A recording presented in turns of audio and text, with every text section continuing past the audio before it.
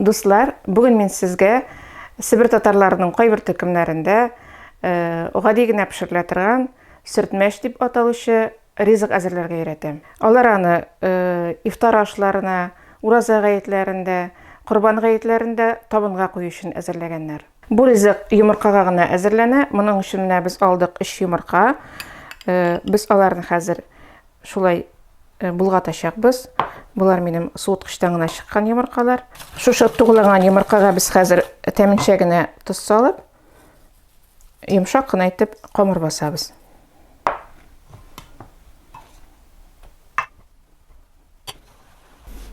Бу сөртмәш дигән азыкның, ризыкның бер үзенчәлеге бар. Аны 9 кисәккә бүлеп, 9 катлап, өстәлгә 9 җиргә куя торган булганнар.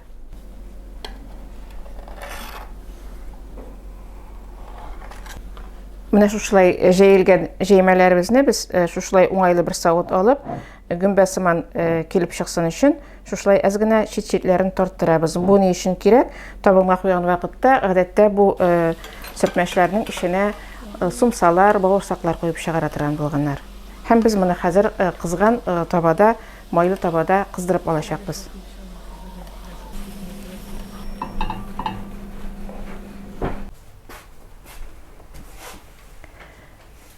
Дуслар, менә безнең шушылай сөртмәшләребез әзер булды.